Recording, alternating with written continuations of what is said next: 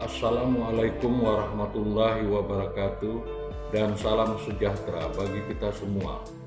Pertama-tama kami doakan Bapak Ibu Guru dalam keadaan sehat dan sukses selalu. Pada kesempatan ini kami dari tim Klinik Mutu Yayasan Kusuma Harapan Bangsa akan menyampaikan materi dengan judul Penilaian Portofolio. Materi ini merupakan bagian dari penilaian ranah keterampilan. Adapun tujuan kami menyampaikan materi ini adalah 1. Agar guru mampu memahami pengertian penilaian portofolio. 2. Agar guru mampu memahami bentuk-bentuk penilaian portofolio seperti portofolio kerja, portofolio dokumentasi, dan portofolio pilihan atau penampilan. 3. Agar guru mampu memahami cara merancang penilaian portofolio. Baiklah Bapak dan Ibu sekalian, mari kita simak dan ikuti bersama tutorial berikut ini. Materi yang akan kami sampaikan pada kesempatan ini adalah: pertama, pengantar portofolio atau pendahuluan; kedua, penilaian portofolio kerja; ketiga, penilaian portofolio dokumentasi; keempat, penilaian portofolio pilihan atau penampilan; kelima, merancang penilaian portofolio.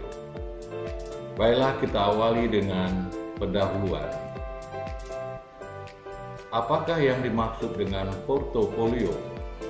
Portofolio merupakan kumpulan hasil kerja siswa dari pengalaman belajarnya selama periode waktu tertentu.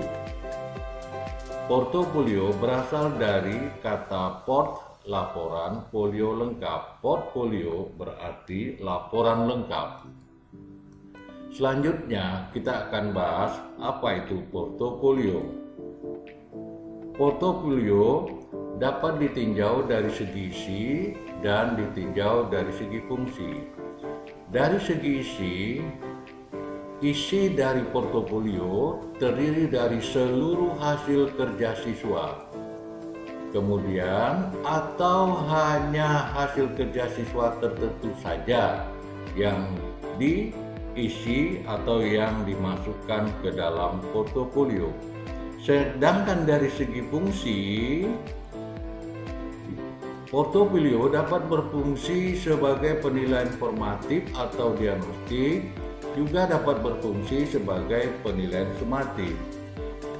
Berfungsi sebagai penilaian formatif jika isi dari portofolio adalah semua hasil kerja siswa mulai dari draft awal, setengah jadi, hingga hasil akhir. Gunanya adalah untuk mengetahui kekurangan dan kelebihan siswa agar guru atau pendidik mendapatkan gambaran perkembangan siswa dalam periode waktu tertentu, dan ini sangat berguna bagi siswa sebagai alat refleksi dan bagi guru sebagai dasar pemberian umpan balik.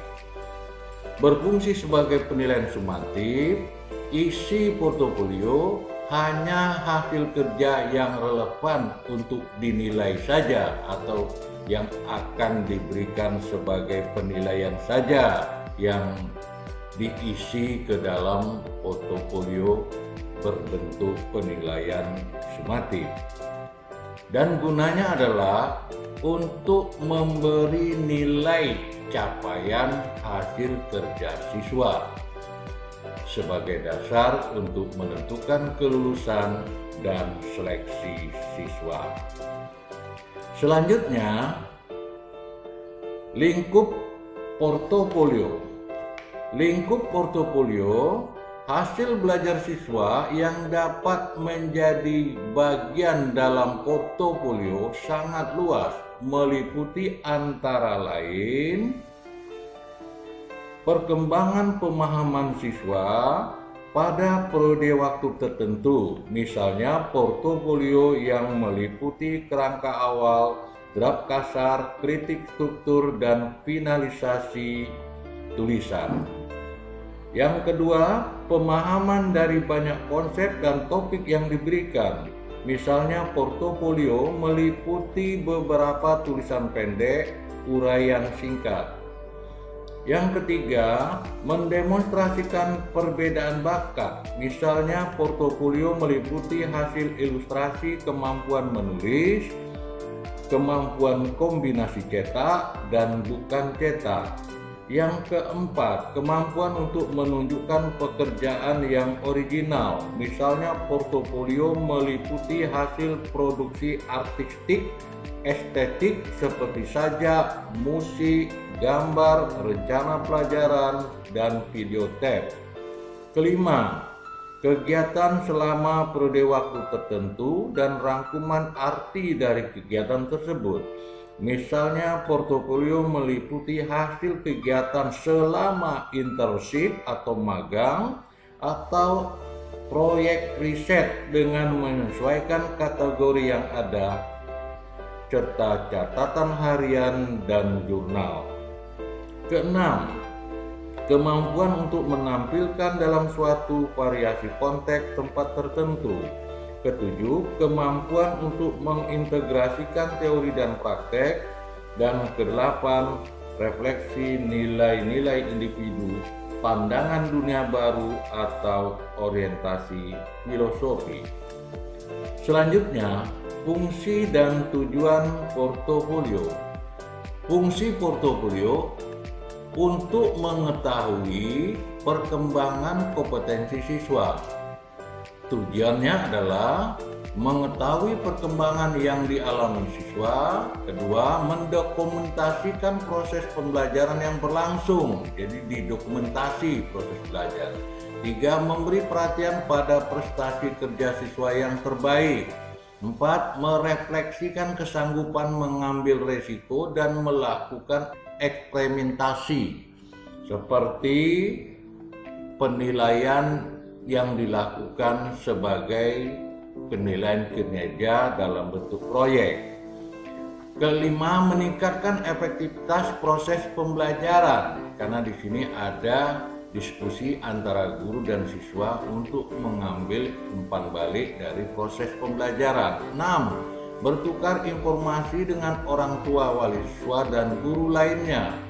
Ketujuh, membina dan mempercepat pertumbuhan konsep diri positif pada siswa. Kedelapan, meningkatkan kemampuan melakukan refleksi diri dan membantu siswa dalam merumuskan tujuan. Selanjutnya, prinsip dari portofolio. Prinsip yang pertama adalah saling percaya, mutual trust antara guru dan siswa. Guru dan siswa harus memiliki rasa saling mempercayai. Mereka harus merasa sebagai pihak yang saling memerlukan dan memiliki semangat untuk saling membantu. Kedua, kerahasiaan bersama, confidentiality antara guru dan siswa. Kerahasiaan hasil pengumpulan bahan dan hasil penilaiannya perlu dijaga dengan baik. Tidak disampaikan kepada pihak-pihak lain yang tidak berkepentingan. Ketiga, milik bersama, joint ownership antara siswa dan guru. Guru dan siswa perlu merasa memiliki bersama berkas portofolio. Keempat, kepuasan, satisfaction. Hasil kerja portofolio seyogyanya berisi keterangan-keterangan dan atau bukti-bukti yang memuaskan bagi guru dan siswa. Kelima, kesesuaian, relevance. Hasil kerja yang dikumpulkan adalah hasil kerja yang berhubungan dengan tujuan pembelajaran. Yang keenam, penilaian proses dan hasil. Penilaian portofolio menerapkan prinsip proses dan hasil. Proses belajar yang dinilai misalnya diperoleh dari catatan perilaku harian siswa atau anekdot mengenai sikapnya dalam belajar, antusias tidaknya dalam mengikuti pelajaran, dan sebagainya. Selanjutnya, mari kita lihat perbedaan antara tes dan portofolio. Yang pertama, pada tes hanya menilai siswa berdasarkan sejumlah tugas yang terbatas, sedangkan portofolio dapat menilai siswa berdasarkan seluruh tugas dan hasil kerja yang berkaitan dengan kinerja yang dinilai. Yang kedua, tes yang menilai hanya guru, sedangkan portofolio siswa turut serta dalam menilai. Ketiga, tes menilai semua siswa dengan menggunakan satu kriteria, sedangkan portofolio menilai setiap siswa berdasarkan pencapaian masing-masing siswa. Keempat, proses penilaian tidak kolaboratif, sedangkan pada portofolio mewujudkan proses penilaian yang kolaboratif. Kelima, penilaian diri oleh siswa bukan merupakan suatu tujuan, sedangkan pada portofolio penilaian diri menjadi suatu tujuan.